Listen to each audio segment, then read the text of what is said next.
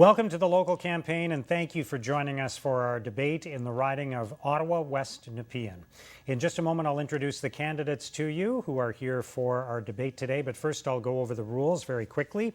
Each of the candidates will provide a 1-minute opening statement. The order for those opening statements was drawn at random just a few minutes ago. After that, we'll proceed to a series of debates about the important topics in Ottawa West-Nepean and throughout Canada during this 2019 election campaign. I'll start each topic off with a question directed at one of the candidates. That candidate will have 45 seconds to respond to the question on his or her own. Then we will open it up to all the candidates for several minutes of open debate on that particular topic. At the conclusion of that debate, we'll go back to the candidate to whom the question was originally directed, and he or she will have 30 seconds to wrap up on that topic. We'll move through a number of different topics that way, and then we'll wrap up with closing statements, which will once again be 1 minute in length, and they'll be in the reverse order of the opening statements.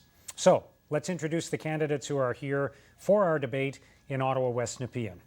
First, an independent candidate, Butch Moore. The Conservative candidate, Abdul Abdi. From the People's Party of Canada, Steve Gevorkian. Serge Gevorkian. From the Marxist-Leninist Party of Canada, Nick Lynn. The Liberal Party candidate is Anita Vandenbeld. From the Green Party of Canada, David Stibbe. And finally, the New Democratic Party candidate, Angela McEwen. Welcome to all of you. Thank you for being here. Let's go to the opening statements now, and we will begin with Butch Moore, independent candidate. You have 1 minute. Thank you very much, Mark. Friends, I am neither left, right, or center. I am totally issue-based, and I'm going to be very straightforward.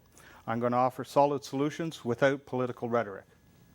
This is the most important election Canada is going to go through in a long time. We're facing an era of climate change disaster, immigration crisis, world financial problems, possible Western separation, and also entering into an age of artificial intelligence that we are completely ignorant about.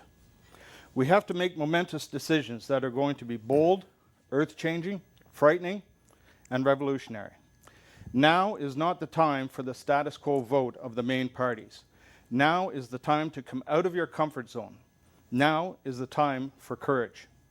I encourage you to be brave and help me tackle these problems with you head-on, without vague promises or election goodies. I'm going to tell you the truth like it is, and I'm going to lay the responsibility of the future squarely on your shoulders. All right, that's time. Thank you. Next up is the Conservative candidate, Abdul Abdi. You have 1 minute as well. Thank you, Mark. Good evening, everybody. My name is Abdul Abdi, and I'm the candidate for the Conservative Party of Canada here in Ottawa West-Nepean. I've been a police officer in this community for the last 15 years, protecting this community. I've also worked at the Boys and Girls Club of Ottawa for 8 years, helping young kids stay out of trouble and showing them the right path. I'm a father of 3 children, and I understand how hard it is for parents to get ahead. I understand this because as a father, I've seen the struggles many parents face. And that's why I want to make sure that we make life more affordable for the kids and the community that we have here in Ottawa West-Nepean. During my time as a police officer, I also understand the importance of safety and security. And that's why I want to make sure that our community here in Ottawa West-Nepean remains a safe, secure community for all. So I'm not going to promise you the world like others would, but I want to make sure that I am part of this community in terms of making it move forward for a better future for all. I hope I can count on your support this evening. All right, thank you. That's time. Let's move now to Serge Gevorkian, who is the candidate for the People's Party of Canada. Go ahead. Thank you, Mark. I'd like to say that I was never involved in politics before. As a matter of fact, I recently got involved. It's been, 2 months, and it's not a lucrative job. It's actually not a pleasant place to be in, I'll be honest with you. But the reason why I got involved in this is because it's crucial times for Canada. And I think it's a responsibility of every man and woman to get involved now, because politics is getting involved into our lives.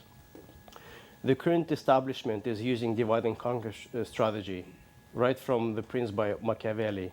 They divided Canadians on different social classes. They divided them on political affiliations, and people just don't understand each other anymore. They hate each other for nothing. People vote Liberal so that they can get rid of Conservatives. Then they vote Conservative so that they can get rid of Liberals. People's Party offers a platform that makes sense and that is in place for Okay, Canadians. that's time. Thank you. Next up is Nick Lynn, representing the Marxist-Leninist Party of Canada. Go ahead. Thank you. The Marxist-Leninist Party stands for a new direction in the economy that upholds the dignity of labor and ensures that the wealth that the workers produce actually goes towards serving people's needs, not those of private, foreign, and supranational interests. We're calling for the humanization of the natural and social environment so as to harmonize the needs of human beings with the protection of Mother Earth. We stand for the defense of the rights of all, workers, women, youth, national minorities, and the Indigenous peoples. We are calling for Canada to have an anti-war government, to get Canada out of the aggressive alliances such as NATO and NORAD, so that Canada is not involved in aggression abroad and the destruction of life and the natural world. For us to be able to realize these aims, we need democratic renewal, new political arrangements that permit Canadians to actually have a say in decision-making. Thank you. All right, thank you. Next up is the Liberal Party candidate, Anita Vandenbelt. Go ahead. Thank you, Mark. As your federal representative over the past 4 years, I'm the only candidate who has a track record of working collaboratively with different groups in our community and across party lines to find the solutions that make life better for you. I have found that too often in politics, it's about shooting down an idea just because it comes from another party. Or worse yet, looking for the minor mistakes or imperfections in your opponent and then amplifying that into character assassination. I've been doing politics differently. As many of you know, every single week I have had an open coffee hour, and that's a chance for me to hear your solutions, answer your questions, and work together on the ideas that I've been bringing to Parliament. And in Parliament, I've worked with other parties. Every committee that I have chaired has had a consensus committee report. So if you re-elect me, I can assure you that I'm not going to be spending all my time fighting my opponents. I'll be fighting for you. Thank you. All right, thank you. Now the opening statement from David Stibbe of the Green Party. Go ahead. Thank you, Mark. My name is David Stibbe, and I'm here as a candidate for the Green Party in Ottawa West-Nepean. What I think is important for you to know about me is that I live locally here in the riding. I am raising a family. I have 2 daughters, and my wife and I have raised our family in our riding. My track record is not political, but I have opened a business, a small business in our riding. I am an active working teacher right now at a high school in our riding, and I'm an outdoor industry professional who has deep connections to the environment. I'm here because I care and live in our community. When talking to our residents, I hear people's worries: homelessness, pharmacare, the coming health crisis from vaping, the cost of prescription drugs. I'm here because I believe that our party has replaced the Liberals as the choice for people who value integrity and progressive change, and we have a leader who has the backbone to follow through on her commitments. I promise you that if you elect me as your representative in the House of Commons, I will follow through on Thank these. you. Let's move now to Angela McEwen of the New Democratic Party. Go ahead. Hi, thanks for having us tonight. My name is Angela McEwen, and I'm an economist with the Canadian Union of Public Employees, where I work on issues like tax fairness, climate change, international trade, and protecting people's pensions. I'm also a mother, and I'm concerned about the future that we're leaving for our children and our grandchildren. When my daughter looks at me and asks what I'm doing to make the world a better place, I couldn't say nothing. I knew that I had to get involved in this election and fight for the comprehensive climate plan that the NDP is putting forward, especially since our plan focuses on investments that will create jobs in Canada, that will lower our emissions, and that will make life more affordable for people. Because I know as an economist that if the only thing we focus on is climate change, then we're failing to address many of the challenges that confront residents in Ottawa West-Nepean on a daily basis. That's a plan I'm proud to be sharing with you tonight, and I'll fight for you when you elect me as your MP. All right, thank you. Thank you to all the candidates for your opening statements. Let's move now to the first of our debates, and I will start with a question directed to Abdul Abdi, the Conservative candidate. Other parties are promising to provide pharmacare for Canadians. If we truly believe in a universal healthcare system, how can we force Canadians to pay the high cost of pharmaceutical drugs and medications that are actually part of their treatment? Thank you, Mark. I believe pharmacare and any process that will help Canadians is important. I also want to state clearly that already 85% of Canadians have medical coverage. We want to make sure that those other 15% that do not have it get the help that they need. And that's why we're going to make sure that especially for seniors, we're going to take the GST off any of those essential medications. The reality of it is that we want to make sure we help Canadians get ahead medically and otherwise, but we also have to be practical. The proposal that the Liberals are offering is $20 billion plus that they have no idea where it's coming from. I think we can do better. Okay, it's open to everyone on pharmacare or healthcare more broadly. The Green Party has obviously been upfront about this since the beginning. We are fully in favor of pharmacare as well as dental care. These are essential services to support the health of our communities, and our program is quite comprehensive. And I think that Canadians need to understand that we need to follow the lead of other countries that have already introduced these policies before with great success. And we want to be amongst the leaders. We don't want to be amongst the followers. That's true. And in fact, Canada is the only country that has a universal healthcare system but doesn't have universal pharmacare. And what happens when the pharmacare system is fractured, like we have a whole bunch of different private providers, is that actually they bid up the prices of drugs. And so it becomes really unaffordable for insurance companies and employers to pay for that private insurance. So the NDP's plan to put $10 billion into pharmacare would actually save small businesses a lot of money, and it would save households a lot of money, and it would prevent 1 in 6 hospitalizations, because right now people are finding that they have to go to the hospital to get the medicine that they need. There's a finite amount of money that there is in the country. And what I see is a shell game going on all the time. Let's take some money from here and money from there and put it over here, put it over there. What I suggest is let's help out our neighbors to the south. The Americans spend $3.5 trillion a year on medical care. It is the #1 problem that they have about people going bankrupt in the United States. I suggest that we sell our health care. You would say that we actually follow the lead? I suggest that we sell our health care to the Americans. The average Canadian is spending $6,600 a month on health care, and the Americans are spending $9,990, Which I have to say which that equals is not going to work. $13,000. And so we could sell it to them, and we could make money, and we could help our friends to the south. We could pay for all of the problems.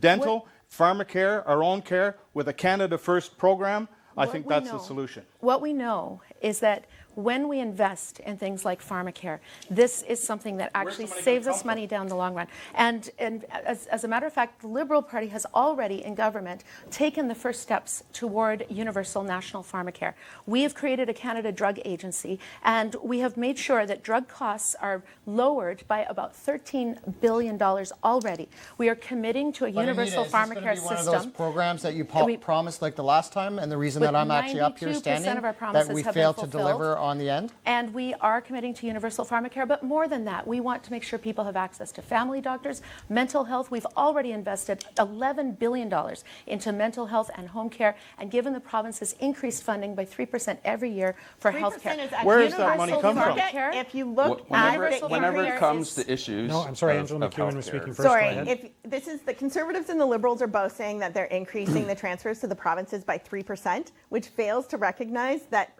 including inflation and population growth, 3% is a cut. What we were getting before was 6%, and 6% isn't even enough. That's why we have hallway medicine in Ontario, because the federal government isn't showing leadership on healthcare and transferring enough money to the some provinces. of the other candidates who haven't spoken yet. When it comes to the issue of healthcare, there's always a myth created that there's a scarcity of resources. So as far as the Marxist-Leninist Party of Canada is concerned, we believe that healthcare is a right. So if human beings have the right to healthcare, then how do you guarantee that in practice? We have a situation where the economy of Canada is completely out of our control. It's always geared towards helping private corporations for the expropriation of wealth outside of Canada, when that wealth should be used to build and provide the social programs and services that Canadians require, such as healthcare, such as education.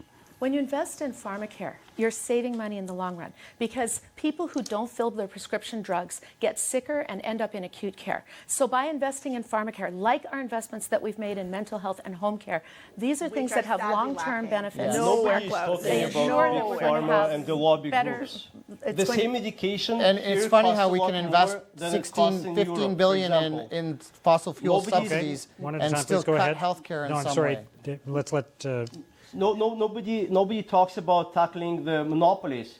The same medication costs sometimes 5 times, sometimes 10 times more here. Let's end those monopolies. Let's tackle those big pharma lobby groups. Just to- People are afraid of that. Just to speak a little bit about the Liberal proposal and ideas, here they are trying to tell us all the good things they're doing. But today, just yesterday alone, we know the Canadian Armed Forces, people who put their lives on the line, have been told that they're going to have their reimbursements cut back. So they can talk all they want, but the people who have served up in this country deserve better, and they have not done nothing to help them out. Okay, that's after the time. cuts by the Conservatives. Abdul Abdi, I asked you the question, so you actually do get the last 30 seconds on this. Go ahead. Thank you very much, Mark. I appreciate this. Reality of it is that in Canada, we care about our communities and our healthcare, but we want to make sure that it is more practical. Reality is we want to help our communities when it comes to seniors, people in low-income communities. We're going to continue to do that. But the fact of the matter is today, one of the people that I am absolutely upset about is the people who've served in this country. And I'm so disappointed that the Liberal government has decided to cut back on their medical essentials. We will be standing for you if you're part That's of the time. Canadian Thank Armed you. Forces. I'll direct the next question to Angela McEwen, the NDP candidate. We have heard the word affordability a lot during this election campaign. What specifically would your party do to make life more affordable for Canadians, and how would you pay for that using government finances? Yeah, that's a great question. Thank you, Mark. So this is my pitch at the door. The NDP are going to tax the rich a little bit more, and we're going to use that money to invest in building more affordable housing, tackling climate change, and investing in healthcare. So all of those issues actually will help with affordability. When we build more houses, that increases the supply of housing and it reduces the pressure and the price on rental housing.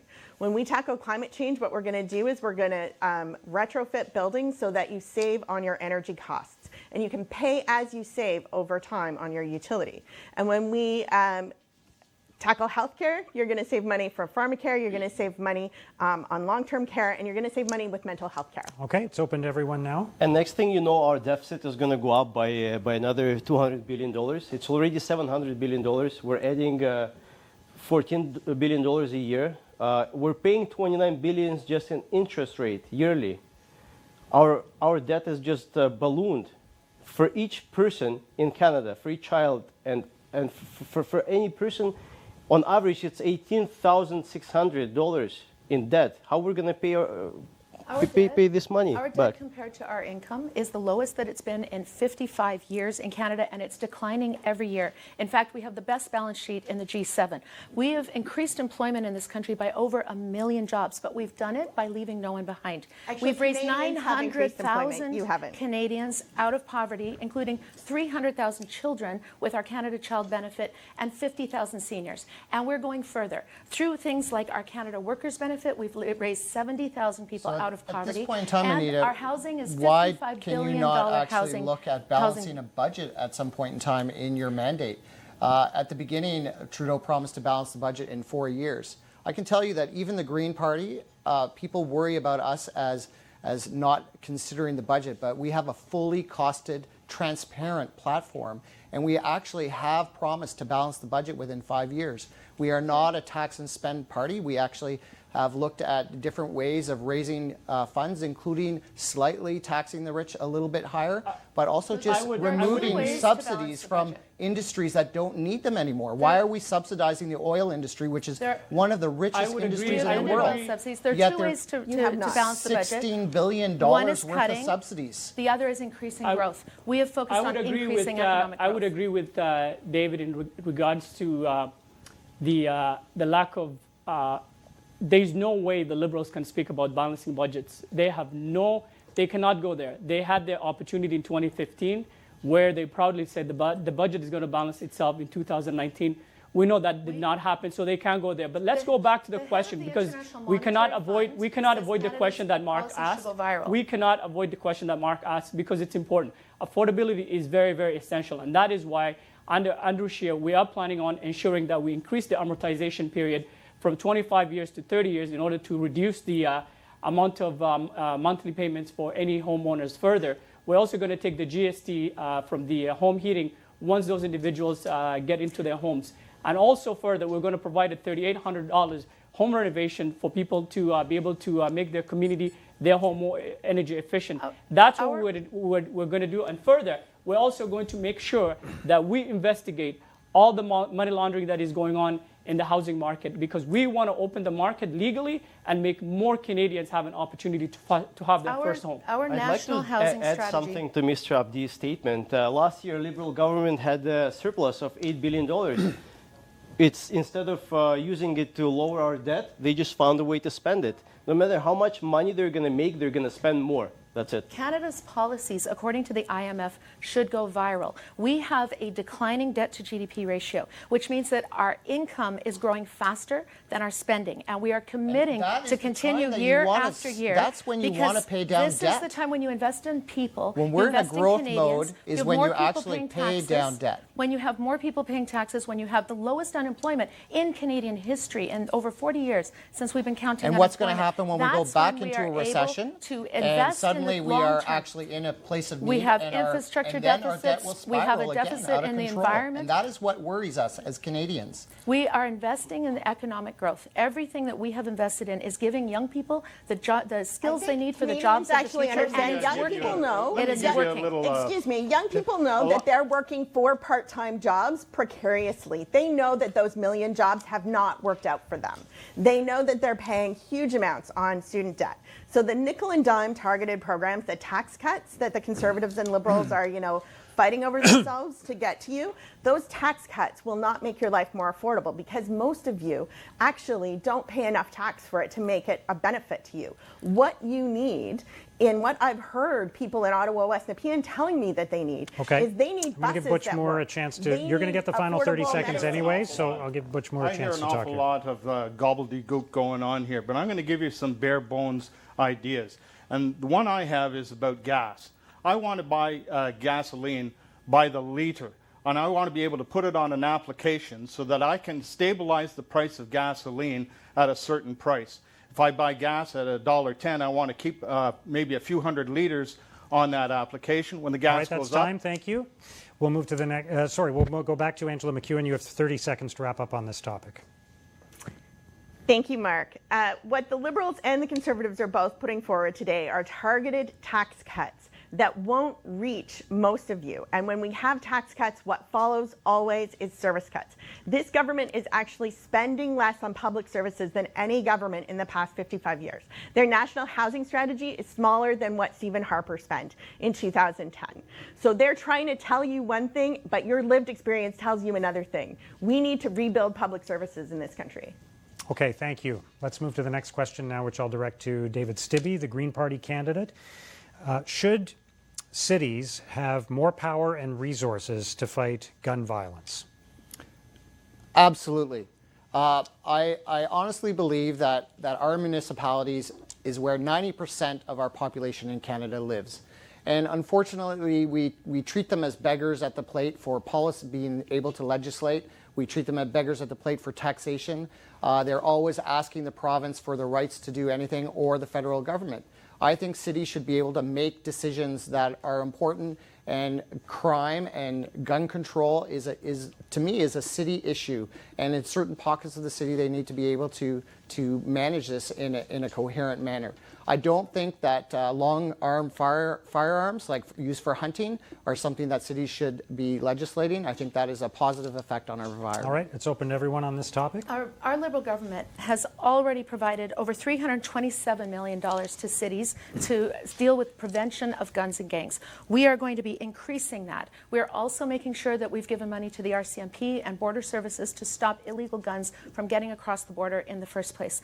We are putting money into crime prevention to make sure that we have a youth at risk strategy that keeps young people out of the prison system in the first place. And we reopened the prison farm because when a young person finds themselves in prison, it often becomes a college on how to be a criminal. With the prison farms that the Conservatives have cut, that was a way that we can give young people the skills so that they can get out of crime when they get out of prison. The Canada Child Benefit has raised so many children out of poverty that you now have young people who have the supervision that they need. As a person who's been in law enforcement for the last 15 years, I've had to deal with crime on the street and also in the community level, where I have seen young people, I've coached basketball, who've become victims to gun violence. I've had to go to burials and I had to go to funerals. I've had parents crying on my shoulders.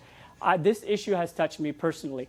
And here's the reality of it. We want to make sure we deal with it. I am only the person on this panel who has made this issue a very, very important issue in this election. And the reason why is because I believe as a community we can do so much better for too many young violence who've been lost to gun violence in this city. And we are proposing, under Andrew Scheer's leadership, that A, we're going to put fund aside to help law enforcement with the tools they need, and B, we're going to go to the communities that are most impacted, and we are going to help those communities to ensure there are no more victims. The Liberals had 4 years.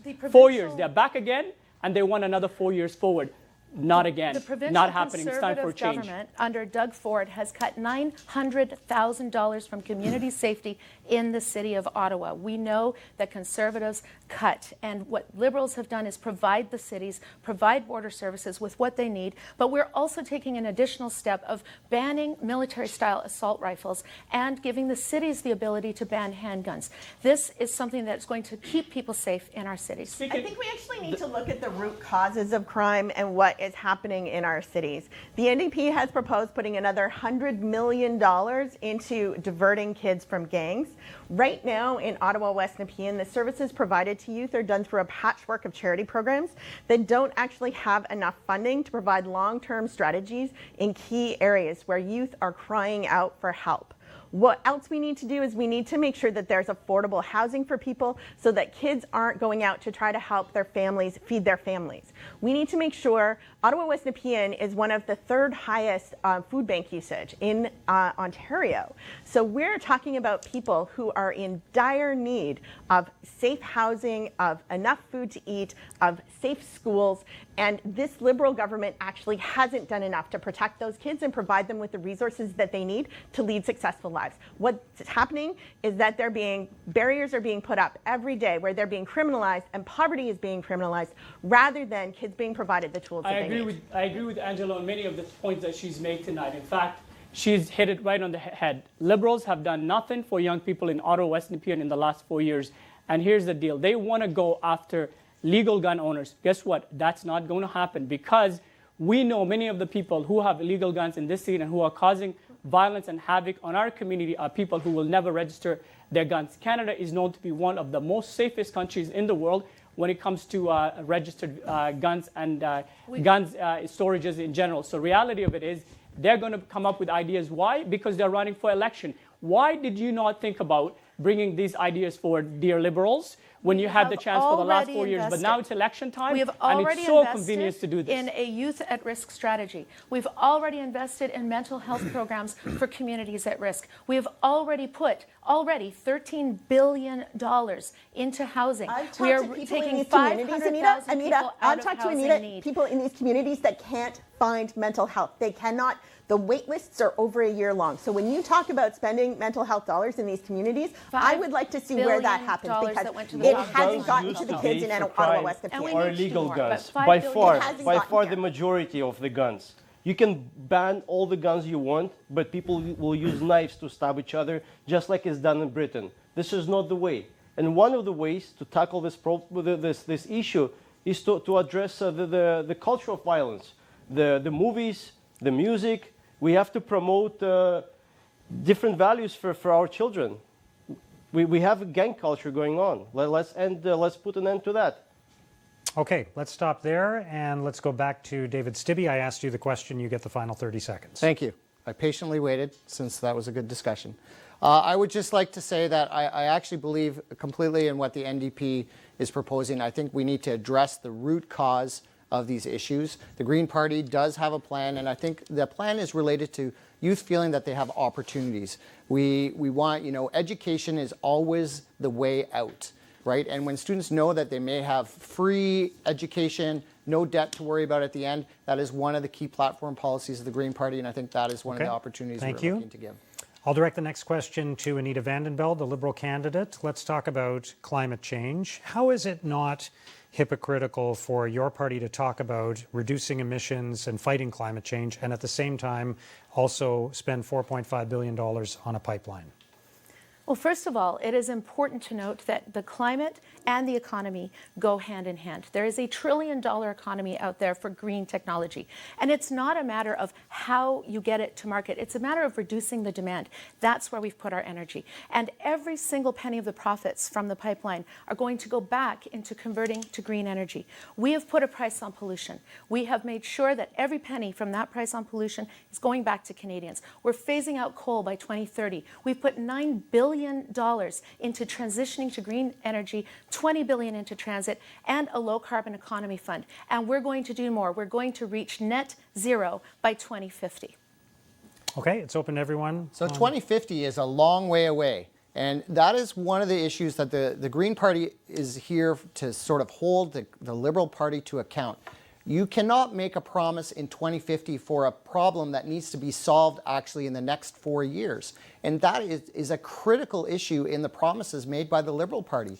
And supporting the fossil fuel industry just does not work when you are actually trying to bring yourself to a green economy, because just taking that oil out of the ground and transporting it will actually blow our carbon budget right out of the water. What we need to do is we need to shift the economy now, and it doesn't mean we need to kill Alberta's economy. We actually want to take that money that you've invested in a pipeline and maybe help transition their skills, invested in solar, invested in geothermal, which Alberta has some of the greatest geothermal potential in the world. In fact, they have more geothermal potential than Iceland. So why is there no projects in the ground right now looking at orphaned wells, for example, where you could actually generate geothermal from? That's a fantastic point, David. Actually, I work with the Green Economy Network, and when the Liberals excuse buying a pipeline because the economy and the environment have to go together, it makes me smile because it's an excuse. It's not true. Nobody is proposing that we shut down Alberta's economy. That is not what the Green Party is offering. That is not what the NDP are offering. What we are saying is you cannot expand the oil sands. So you cannot build another pipeline to export more oil so that you can pull more oil out of the ground.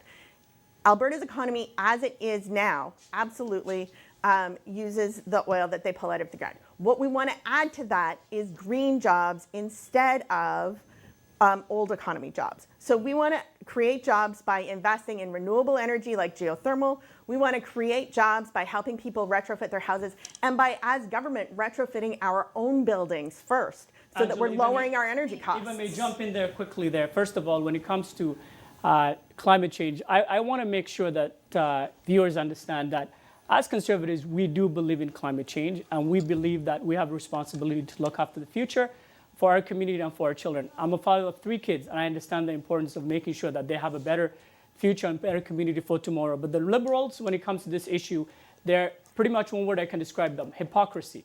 And the reality of it is, here is the leader of the Liberal Party, who, as we speak right now, is traveling around Canada across from one end to another with 2 planes. 2 planes, yet at the same time, on one hand, he's telling us to cut the emissions, but at the same time, he's the one who's traveling around, flying from one place to another place, 2 planes, one for his cargo and just one for his ego in this particular case. So here's just one. I just want to add this. Something we have not paid attention to is Alberta.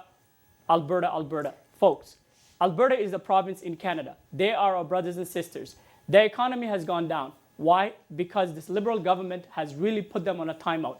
We are importing 6.5% oil from other places around the world, such as Saudi Arabia. Why are we doing this? This is hypocrisy. We need to understand that Alberta's energy is clean, it's ethical, and it's one of the best energy sources in the world today. It's about time for us to let Alberta do what they have to do. picture, or they don't want to see the big picture. Us in Canada, we commit 1.6% of the world's CO2.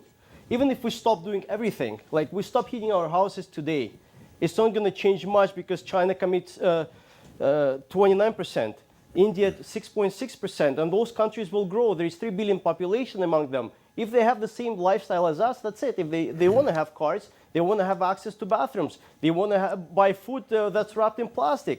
We have to tackle this problem only through technology.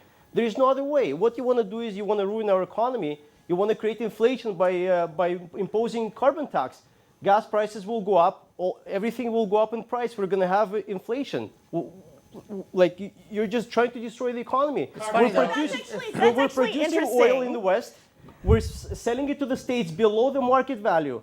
Yet we don't have enough capacity to bring it to the East. And in the East, we're buying oil from Saudi Arabia and Algeria. We won't have to worry about the economy. At market Our prices. kids seem to understand this most of all, and it's the adults in the room that seem to want to ignore the reality that our children are actually more concerned than the adults. And I think it is time for adults to be David, responsible. the reality is we're going to be bankrupt before you even implement those issues. Guys, you don't understand how the economy works. None of you understand how the energy industry works. Okay, Angela understands how the oil from economy Saudi works. Arabia because This is why she wants to a different kind of oil than what we have in Alberta. The oil we get from Alberta is bitumen. It's literally tar sands. There is sand in the tar. Okay, so it's much harder to there. refine. We can't Thank refine you. it. I asked the question to Anita Vandenbeld. You get the last 30 seconds. Go ahead.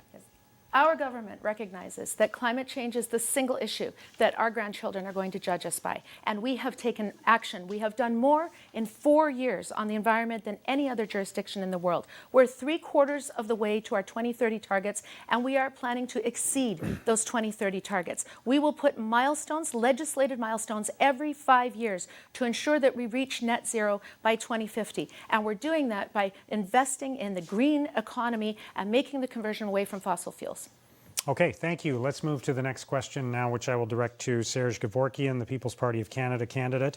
Should the federal government pay 50%, not 1/3, but 50% of the cost of Phase 3 of light rail in Ottawa? Well, I think it should. I think it should. It should help Ottawa because the original cost was estimated lower than it is running now. So it absolutely has to intervene, just like it did in Quebec for the Champlain Bridge. The estimate was one, but then the cost was another, and then the federal government helped building that bridge. Why is this any different? So absolutely they should, yes. Thank you. It's open to everyone now. Our government has invested $28 billion into transit infrastructure, and in that includes $1.1 billion for the LRT Phase 2 to come to Ottawa West-Nepean. And in fact, I fought very hard to get that to extend from Bayshore all the way to Moody Drive. We have given the city an extra 156. There was an additional funding from the federal government that allowed that extension, and $156 million so that we can get the bike paths and the accessible pathways so that we can get to LRT. We doubled the gas tax money for cities for transit this year, and in fact, we are committing to $3 billion a year increases for transit going forward. Our government is making permanent the additions that we provided. And we already have 1,400 projects across the country of transit that are working in this country. With all due respect, you do have lots of projects across the country, and the reason why is because you have Canada's unlimited credit card, where you go and swipe anywhere you go to. We have an and the reality of it deficit. is, I think it's very important for us to understand the importance of putting Canadians first and putting Canadians ahead. The fact of the matter is, right now, there are people who are living in our community and who cannot make ends meet. But when we are giving corporate handouts, such as going to Loblaws and giving them a $12 million check, you know, it's another reason why you have this unlimited credit card, because you can get away with it. But in Ottawa West-Nepean, we will make sure, as Conservatives, just like my predecessor here, John Baird, he was a leader in transit in this community. He worked hard, and I will make sure that as the Member of Parliament for Ottawa West-Nepean, that I will put your community and our transit first, before this liberals who just continue swiping the credit card that they have, which belongs to us, and it's time to get it back from them. It's time for a change in Ottawa West-Nepean. We've seen what happens with cuts. The provincial Conservatives under Doug Ford have cut $90 million from the City of Ottawa for public transit by cancelling the increases in the gas tax. So we know that there's an infrastructure the Liberals deficit won't start here doing the same when in we Canada. start actually going We've into guaranteed debt? $3 billion a year for cities to put into transit. We have made that permanent. Yes. We It's are not investing enough. in And it's infrastructure. definitely The not enough. cost of public transit keeps going up. The quality of public transit in Ottawa keeps going down. It's one of the most expensive cities in Canada to take public transit. And when I'm out there waiting for the 85, there's like 3 buses that don't show up, and then the next one is packed. And when people now are taking the LRT and it doesn't work for 2 days in a row because the door doesn't work because it's a P3 with SNC Lavalin, I think the quality of our public transit is insufficient. I think the expense is too high. We need more regular transit. We need affordable transit. It is too expensive. People are telling me they drive instead of taking the bus because it's cheaper to pay for parking.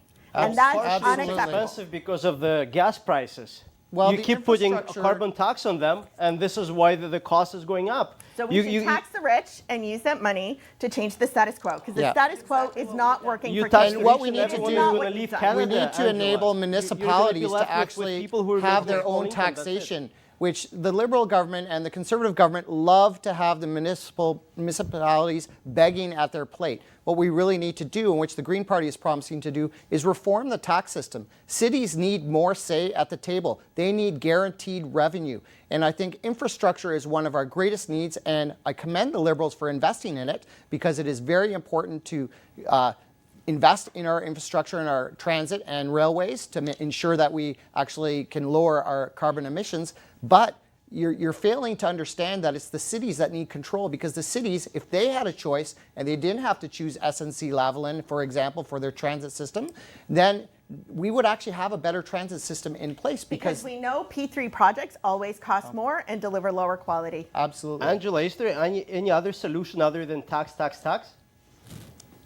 Yes, spend. Or you fix everything with taxation, taxing Well, the rich? government needs revenue in order to spend. You're worried about the debt? Increase revenue. I think it's important to note that our government is the one that increased taxes on the 1%, that increased them from 29% to 33% on you anyone could spend it making on a pipeline. $200,000 a year or more. But you also and cut decreased taxes. taxes on 9 million Canadians. We decreased taxes on those in the middle income bracket, and we've also put more money in Canadians' people pockets through the making Canada more than- Workers Benefit Anita? and the Canada Child Benefit. People in the middle income bracket make $30,000 a year. People that got the full tax Our cut make tax $89,000 a proposal year. is going to I know eliminate your tax taxes proposal, on and the it was first wealthy people that got that $15,000 tax earned. cut. The first You cannot not a tax cut less. for the Okay, middle one class. at a time, please. That's a tax. 700,000 people That's will a be tax removed cut for Justin from Trudeau's tax middle rolls. class, which we know where he Anyone making sits. $15,000 a year or less will not pay any federal tax. That takes people Okay, that's making time. $15,000 Thank or you. less Thank you, off everyone. the That's tax time. rolls. That's time.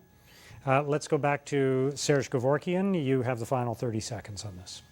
Well, I'd like to say that we cannot tax our way out of the issues. It's important to understand that if we impose the carbon tax, it's going to come up with inflation everywhere. You're going to feel it in a grocery store, in your transit system. This is not the way. I believe that oil is obsolete. It has 10 years left. But let's use it for now to build the infrastructure to move to other sources of energy.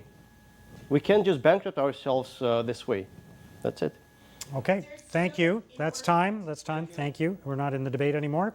All right, I am now going to move to a question which I will direct to each of the candidates in turn. So this will not be a debate.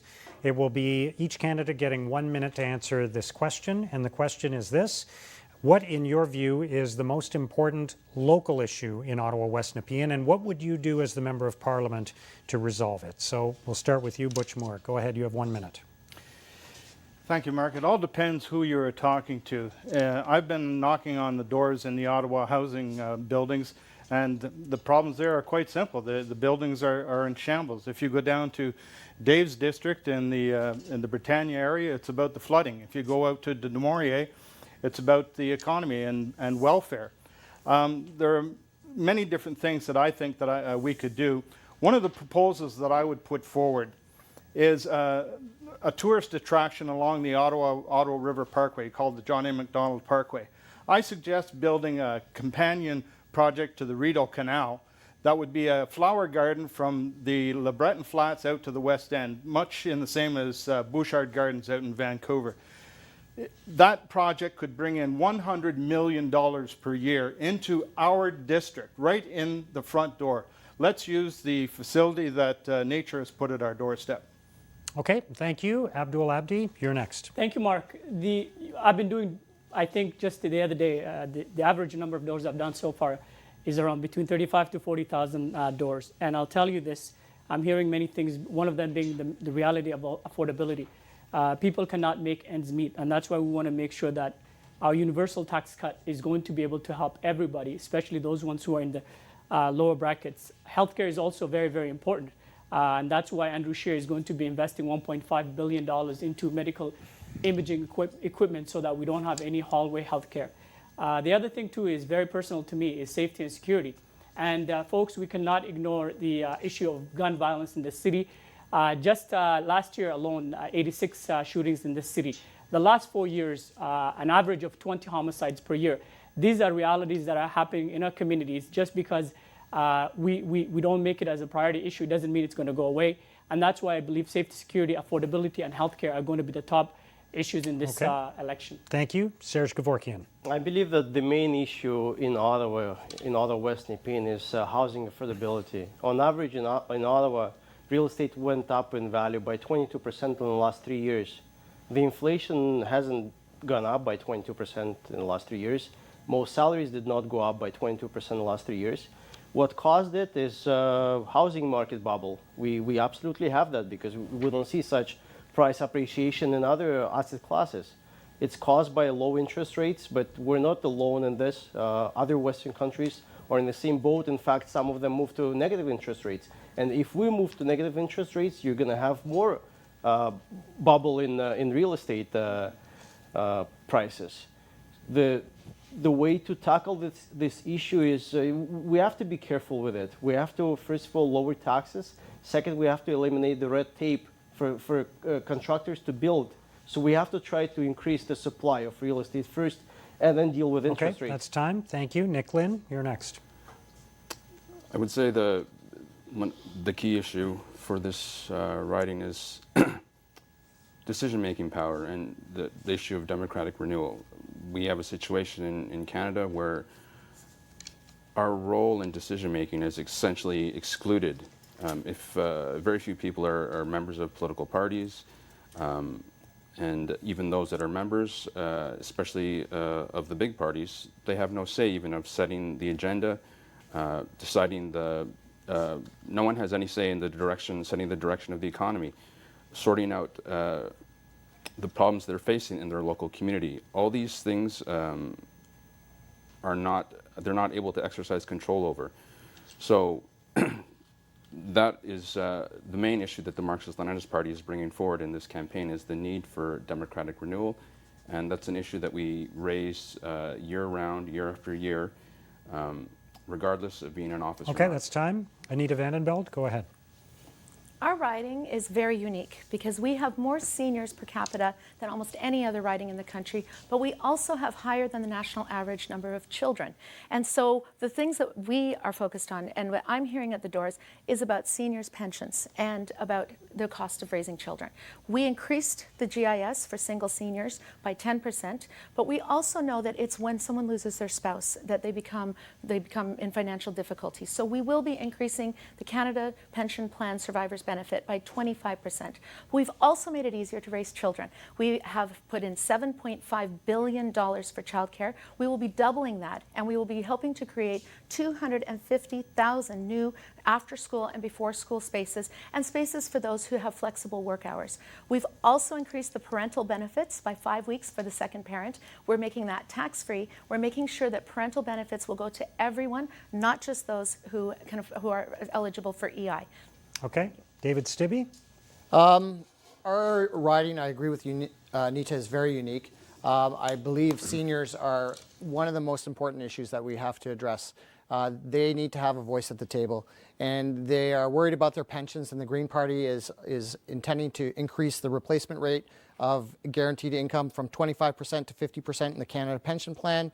We have some innovative home sharing plans out there. We want to target 25,000 new and 15,000 rehabilitated units annually for housing. We want to protect pensioners by amending the Bankruptcy Act to make pensions a priority. These are all really important to support them. Students are also a major part of our riding, and I think that is something that we really have to address. Tuition is getting higher, and it won't be long till I feel like we're in the US category. And the Green Party wants to eliminate tuition, and we want to forgive that debt. I don't think forgiving interest really does much, but forgiving debt will make a huge impact on our student population. Thank you. Finally, Angela McEwen. Yeah, I agree with other people who have said that it depends on who you're talking to, what the biggest issue is. And there are certainly, climate change is an issue that I hear across the riding. Affordability is an issue that I hear across the riding. But I also hear frustration in broken promises, and that there's not a lot of trust in politicians. And I hear people that wonder with the Liberals' promises from the last election that have been broken on democratic reform, on climate change, on their post offices, people that say, you know, within a month of the last election, they lost their door-to-door mail and they voted for Anita because of that. So I think that the big question here is accountability and integrity, and people are really looking for leaders to be genuine and to offer a positive vision. And that's what I think the NDP is doing this time. We have a positive vision to build a better economy for everyone. Okay, that's time. Thank you. We're going to move to the closing statements now. So once again, we will do these in the reverse order of the opening statements. Each candidate will have 1 minute to speak to you. So we will begin with Angela McEwen, the NDP candidate. Go ahead. Thank you. So people in Ottawa West-Nepean are frustrated. I hear that every single day when I'm knocking on doors. They're frustrated that the change they thought they voted for in 2015 hasn't happened. They're frustrated by broken promises. And they're frustrated that this government seems to bend over backwards for well-connected insiders while ignoring important issues like climate change and affordability. They want a government that's going to be on their side for a change. They want a member of parliament who will work hard every day to deliver for the residents of Ottawa West-Nepean instead of big corporations like Loblaws. As your representative, I will fight hard for you and your family every single day in the House of Commons and here in Ottawa West-Nepean. I will make sure that I am representing you to the House of Commons and not the other way around, because you deserve an MP who's in your corner and a government that's on your side. On October 21st, vote NDP for a government that's on your side. All right, thank you. Next is David Stibbe, the Green Party candidate. Hello. So one of the things I want to point out is that as one of only 2 candidates that actually live in this riding, that my concern as a representative in the House of Commons would be local. I think that we often focus on the bigger picture of federal programs and federal concerns. But really what I want to address is the concerns of the citizens in this riding and work on the ground, not just show up at meetings and shake hands, but actually forge partnerships, whether that is with a conservative provincial government or with our municipal leaders like Teresa Kavanagh in our riding and Riley Brockington. And those are be the concerns of myself as a representative of your riding. I also believe that Elizabeth May's experience, dedication, and integrity as a leader. She has a practical focus. She's balanced. Our entire platform is very comprehensive, and everybody seems to be copying the Green Party. Like, do you want the followers or do you want the leaders? Okay, that's time. Thank you. Next is Anita Vandenbeld, the Liberal candidate. Go ahead.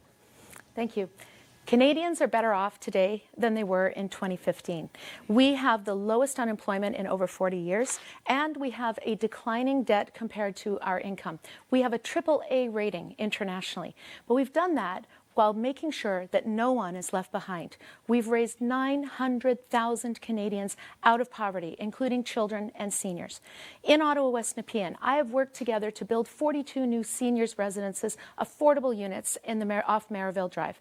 I've also worked with local environmental groups to preserve the wetlands off the D&D campus. We've built a brand new women's shelter in Nelson House, and we've converted the old library at Algonquin College into a modern entrepreneurship and innovation center that is going to give students the skills that they need to be able to get the jobs of the future.